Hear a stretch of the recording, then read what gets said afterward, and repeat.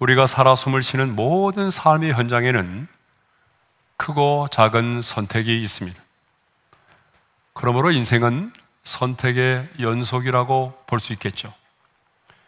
그런데 많은 사람들은요, 인생을 선택이 아닌 숙명 혹은 운명으로 받아들이면서 살아가고 있습니다.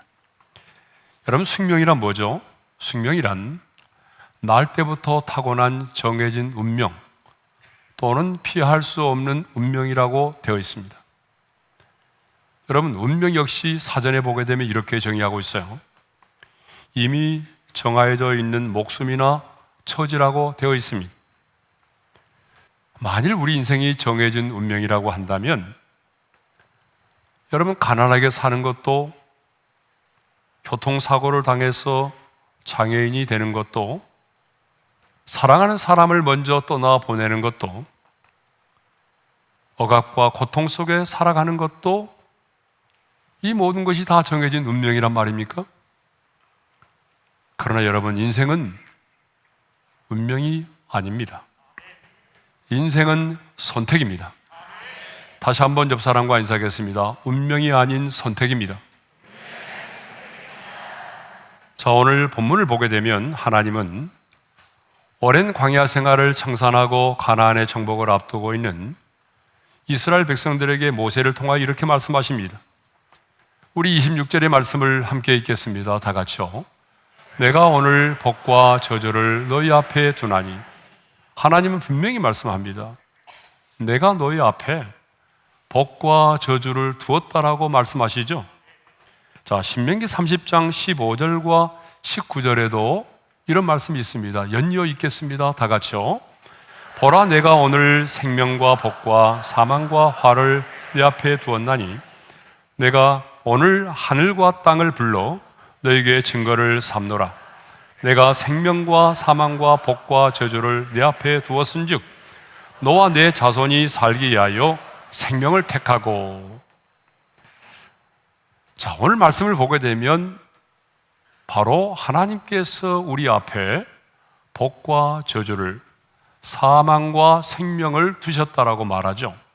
그런데 누가 우리 앞에 복과 저주를 두셨다고 말해요? 누가 우리의 인생길에 사망과 생명을 두셨다라고 말씀하고 있습니까? 내가입니다. 그래서 여러분 26절과 15절, 19절에 보게 되면 내가라는 말이 3번이나 강조되어 있어요. 자, 우리 한번 같이 읽어볼까요? 다 같이요. 내가 오늘 복과 저주를 너희 앞에 두나니 보라, 내가 오늘 생명과 복과 사망과 화를 내 앞에 두었나니 내가 생명과 사망과 복과 저주를 내 앞에 두었은즉. 내가라는 말을 반복해서 사용하고 있어요. 여기서 내가 누구죠? 바로 천지 만물을 창조하신 하나님이십니다. 우리 인간의 생사하복을 주장하시는 전능하신 하나님이십니다. 그 전능하신 하나님이 우리 앞에 뭘 두셨다고요? 복과 저주를, 생명과 사망을 두셨다라고 하는 것입니다. 그런데 언제 복과 저주를 우리 앞에 두셨다라고 말씀하나요? 자, 26절, 15절, 19절 연하여 읽겠습니다. 다 같이요. 내가 오늘 복과 저주를 너희 앞에 두나니 보라, 내가 오늘 생명과 복과 사망과 화를 내 앞에 두었나니 내가 오늘 생명과 사망과 복과 저주를 내 앞에 두었은즉. 여러분, 계속해서 나오는 말씀이 뭡니까? 오늘입니다. 오늘. 그러니까 이 말씀을 보게 되면 하나님은 먼 훗날에, 먼 미래에 우리의 인생길에 복과 저주를 두신 것이 아니라 바로 지금 오늘입니다.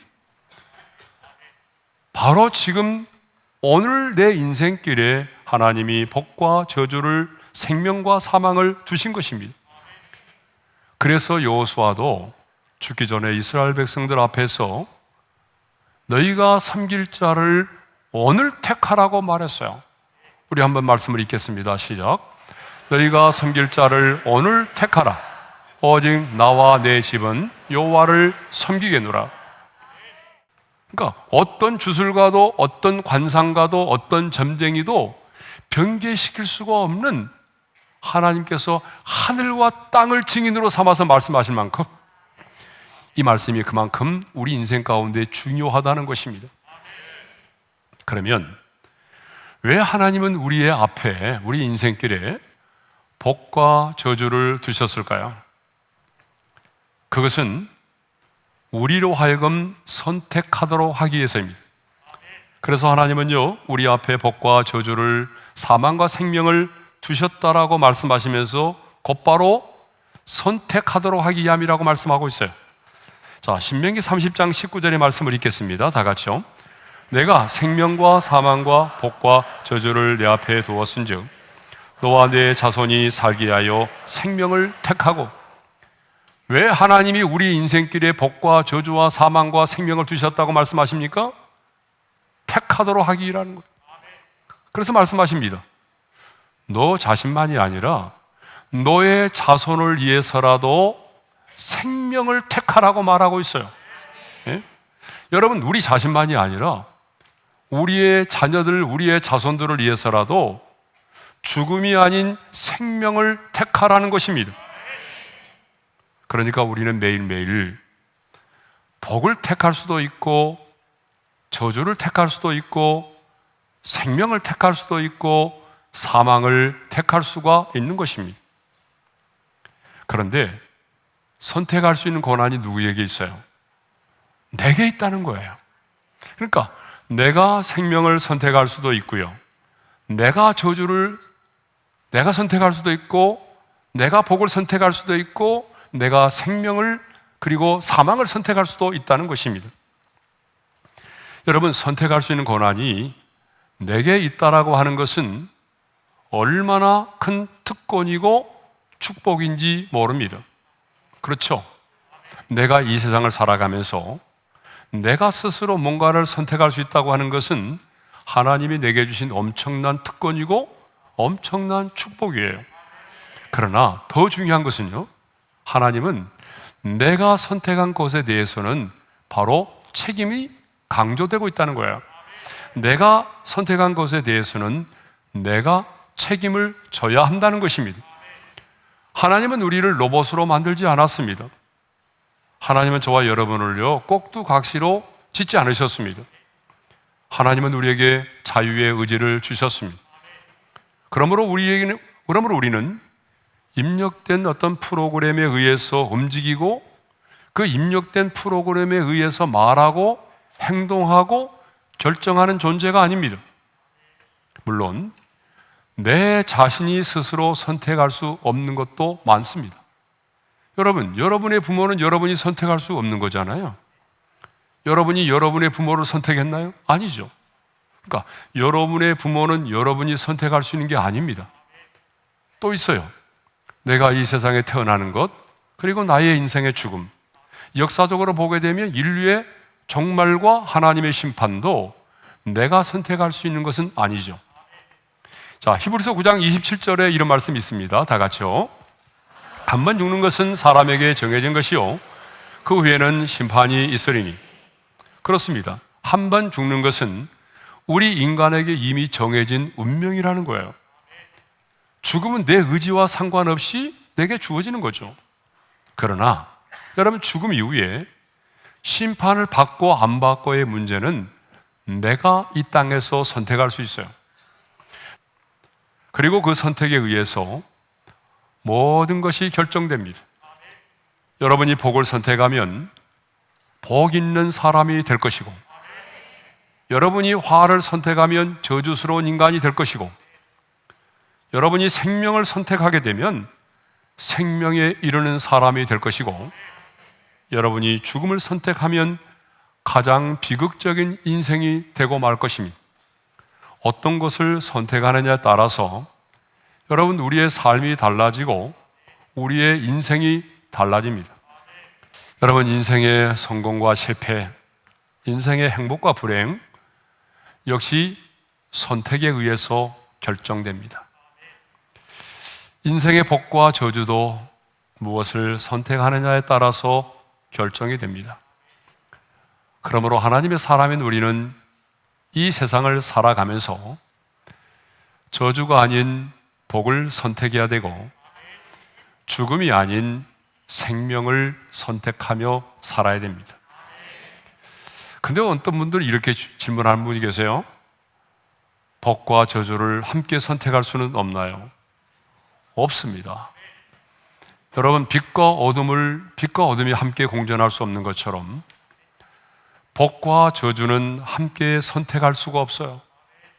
생명과 사망도 함께 선택할 수는 없습니다. 그렇다면 이제 복을 선택하고 생명을 선택한다는 것은 무엇을 의미할까요? 하나님의 사람인 우리는 복을 선택하고 생명을 선택해야 되는데, 그러면 복을 선택한다는 것, 생명을 선택한다는 것은 뭐죠? 하나님은요, 생명과 복과 사망과 화를 내 앞에 두었다라고 말씀하신 다음에 권여서 이렇게 말씀하셨어요. 내 하나님 여호와를 사랑하고. 이 말씀을 신명기 30장 16절과 20절에 반복해서 2번이나 말씀하셨습니다. 그러니까 여러분, 내가 이 땅을 살아가면서 복을 선택하고 생명을 선택한다는 것은 두리뭉실한 게 아니에요. 하나님을 사랑하는 것이라는 거예요.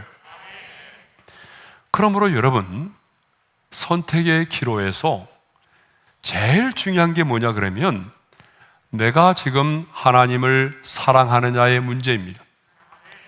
하나님에 대한 사랑은 우리의 신앙생활의 모든 동기가 될 뿐만 아니라 선택의 기준이 된다는 거예요. 하나님의 사람에게 있어서 선택의 기준이 뭐냐? 그것은 하나님에 대한 사랑이어야 한다는 거죠. 왜 하나님을 사랑하는 것이 그렇게 중요할까요? 그것은 로마서 8장 28절의 말씀이 우리에게 답을 줍니다. 우리 함께 읽어볼까요? 다 같이요. 하나님을 사랑하는 자, 곧 그의 뜻대로 부르심을 입은 자들에게는 모든 것이 합력하여 선을 이루느니라. 제가 제일 좋아하는 말씀이기도 하죠. 여러분, 하나님을 사랑하는 자는요, 선택의 기로에서 내가 잘못된 선택을 하였을지라도 전능하신 우리 하나님은 모든 것이 합력하여 선을 이루도록 하신다는 거예요. 여러분, 선택의 기로에 서서 보게 되면 아주 애매모호한 것들이 많아요. 자, 이것이 선과 악의 문제라면 분명히 구별되지만 선과 악의 문제가 아닌 경우에 이것이 하나님이 원하는 건지 이것이 하나님의 뜻인지 애매모호할 때가 너무나 많아요. 그렇죠? 그래서 우리는 나름대로 하나님의 뜻대로 결정하기 위해서 기도를 하고 그리고 기도를 하면서 뭔가를 결정을 했어요. 그런데 우리의 결정은 완전하지 않아요. 왜냐하면 우리는 오분을 알지 못하는 피조물이기 때문에 우리가 기도하면서 뭔가를 결정했지만 하나님 보시기에는 잘못된 결정을 할 수도 있잖아요. 그런데 여러분, 두려워하지 마세요. 내가 혹시 잘못된 결정을 하면 어떻게 하나? 이거 내려놓으시고요. 더 중요한 것은 그럴 때마다 내가 지금 하나님을 사랑하는 마음으로 이걸 결정하는지를 점검해 보세요.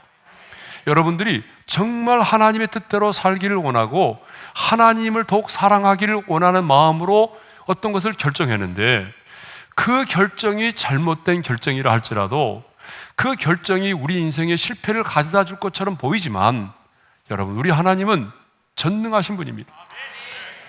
하나님을 사랑하는 자, 그 뜻대로 부르심을 입은 자들에게는 모든 것입니다. 여러분의 연약함과 여러분의 실수까지 포함해서 그 모든 것이 합력하여 선을 이루도록 하신다는 것입니다. 그러므로 여러분, 선택의 기로에서 생명을 택하고 복을 택하는 하나님의 사람이 되기를 바랍니다. 자, 하나님의 선택의 기로에서 내가 복을 택하고 생명을 택하는 게 뭐라고요? 하나님을 사랑하는 거예요. 자, 그렇다면 이제 하나님을 사랑한다는 것은 구체적으로 무엇을 의미할까요? 하나님을 사랑한다는 것은 구체적으로 무엇을 의미하죠? 첫째로, 여호와의 명령을 지켜 행하는 것을 말합니다. 우리 예수님도 이렇게 말씀하셨습니다. 요한복음 14장 15절에서 이렇게 말씀하셨어요. 다 같이요. 너희가 나를 사랑하면 나의 계명을 지키리라. 오늘 본문 27절도 보게 되면 이렇게 말씀하고 있습니다. 다 같이요. 너희 하나님 여호와의 명령을 들으면 복이 될 것이요. 여기서 명령을 듣는다는 것은 단순히 귀로 듣는다는 의미만이 아니죠. 여기서 듣는다라고 하는 것은 하나님의 말씀을 듣고 지켜 행하는 것까지를 말하는 것입니다. 그래서 하나님은요, 내 앞에 생명과 사망과 복과 저주를 두었다고 말씀하시면서 신명기 30장 16절에서 이렇게 말씀을 하고 있어요. 다 같이요. 그의 명령과 규례와 법도를 지키라. 네. 그의 명령과 규례와 법도를 지키는 것이 뭐라는 거예요? 그것이 곧 하나님을 사랑하는 거라는 거예요. 그렇습니다, 여러분. 하나님을 사랑한다는 것은요, 곧 그 말씀대로 사는 것을 의미합니다. 이해되지 않아도 내가 손해를 본다고 할지라도 그 말씀 앞에서 내 생각을 내려놓고 순종하는 것입니다. 그러므로 우리는 선택의 기로에서 힘들고 어려워도 하나님을 사랑하기에 하나님의 말씀을 선택하고 그 말씀을 따라 순종하며 살 수 있기를 바랍니다.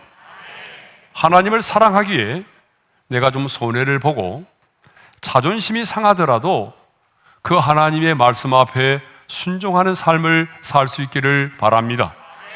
왜냐하면 그것이 곧 뭐예요? 생명을 선택하고 복을 선택하는 것이 된다는 것입니다. 자, 두 번째로 하나님을 사랑한다는 게 뭘까요? 그것은 하나님을 의지하는 것을 말합니다. 자, 생명을 택하고 복을 택하는 것은 선택의 기로에서 하나님을 사랑함으로 그 주님을 의지하는 것을 말하죠. 20절 우리 상반절의 말씀을 읽겠습니다. 다 같이요. 내 하나님 여호와를 사랑하고 그의 말씀을 청종하며 또 그를 의지하라. 예. 우리 하나님은 저와 여러분이요, 어린아이처럼 어린아이가 그 부모를 의지하듯이 그렇게 하늘의 아빠 아버지를 의지하기를 원하십니다. 그래서 하나님은 구원받은 이스라엘 백성들을 출애굽시킨 다음에 곧바로 가나안 땅으로 이끌어들이지 않으시고 하나님은 출애굽한 이스라엘 백성들을 어디로 인도하셨어요? 광야로 이끄셨어요.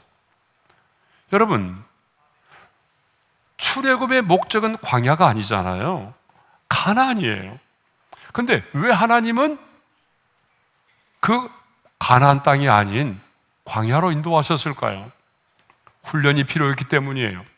어떤 훈련이죠?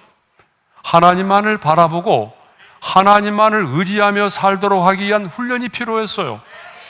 그들은 지금까지 종된 삶을 살았잖아요.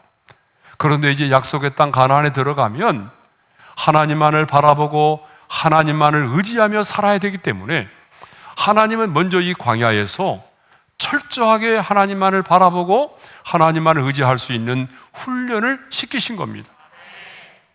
그래서 하나님께서 그들을 광야로 이끄신 것입니다. 말씀을 좀 정리해 볼까요? 하나님을 사랑한다는 것은 뭐예요? 하나님의 말씀을 지켜 행하는 것이고 하나님을 의지하는 것이라고 했습니다. 자, 그러면 이제 저주와 죽음을 선택한다는 것은 뭐죠? 아까 우리는 복을 선택하고 생명을 선택하는 게 뭔지를 생각했어요. 하나님을 사랑하는 거라고. 그러면 반대로 우리가 인생길에서 복이 아닌 저주를 선택하고 또 생명이 아닌 사망을 선택하는 것은 뭘까요? 신명기 11장 28절의 말씀을 한번 읽어볼까요? 다 같이요. 너희가 만일 내가 오늘 너희에게 명령하는 도에서 돌이켜 떠나 너희 하나님 여호와의 명령을 듣지 아니하고 본래 알지 못하던 다른 신들을 따르면 저주를 받으리라. 여호와의 명령을 듣지 아니하고 다른 신들을 따르면 뭘 받으리라고 그랬어요? 저주를 받으리라고 그랬어요. 여러분, 신명기 30장 17절과 18절의 말씀도 한번 읽어볼까요? 다 같이요. 유혹을 받아 다른 신들에게 절하고 그를 섬기면 내가 오늘 너희에게 선언하노니 너희가 반드시 망할 것이라. 그러니까 죽음과 저주를 선택하는 것은요, 하나님의 명령을 듣지 아니하고 유혹을 받아서 하나님이 아닌 다른 신들을 섬기는 거라는 거야. 다시 말하면 우상을 숭배하는 거라는 거예요. 하나님 편에서 보게 되면 이 우상 숭배는 하나님께서 가장 미워하시는 죄입니다. 그런데 이 우상 숭배의 근원에는요, 뭐가 자리 잡고 있는지 아세요? 탐욕, 탐심이 자리를 잡고 있어요. 그래서 바울은 골로새서 3장 5절에서 이렇게 말하고 있습니다. 다 같이요. 탐심은 우상 숭배니라. 여러분, 우리는 보이는 우상을 숭배하지 않지만 여러분, 우리 마음속에 탐심이 우상 숭배로 자리 잡고 있다는 거예요. 그래서 많은 사람들은요, 선택의 기로에서 탐욕을 따라서 결정을 합니다. 오늘 또 탐욕 때문에 여러분 생명을 선택하지 못하고 죽음을 선택합니다. 탐욕 때문에 복을 선택하지 못하고 화를 선택합니다. 탐욕을 인해서 사주팔자를 보는 거예요. 여러분, 왜 사람들이 사주를 보죠? 여러 가지 이유를 말하지만 정확한 이유를 아셔야 돼요. 내 안에는 탐욕이에요. 내 안에는 욕심이에요. 여러분, 왜 이사 가기 전에 손 없는 나라 선택해서 이사를 가려고 하죠? 내 안에는 탐욕이에요. 욕심이에요. 그런데 바로 이런 행위들이 죽음과 저주를 선택하고 있는 거예요. 여러분, 취미가 아닙니다. 그거는 많은 사람들은요, 이까 하면서 아무것도 아닌 것처럼 봐요. 아닙니다. 여러분, 그것은 여러분이 스스로 죽음을 선택하고 저주를 선택하는 것입니다.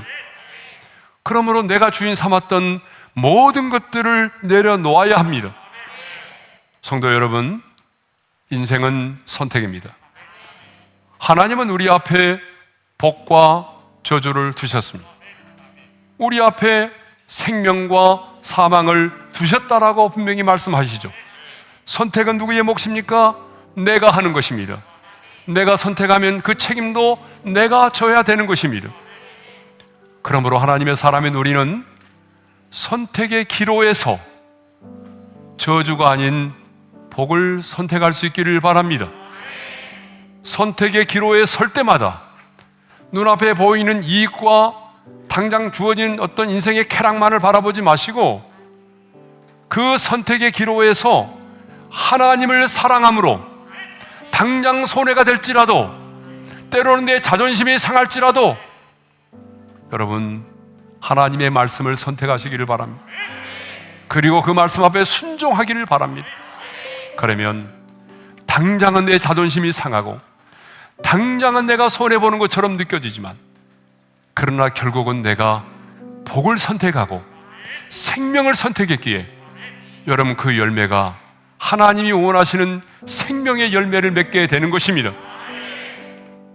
하나님을 사랑하는 것은 그분의 말씀을 지켜 행하는 것이고, 그리고 오직 그분만을 의지하는 것입니다. 저는 이후에 우리 모든 성도들이 선택의 기로에서 하나님을 사랑하는 마음을 가지고 하나님의 말씀을 선택함으로 복과 생명의 축복을 누리기를 주님의 이름으로 축원합니다.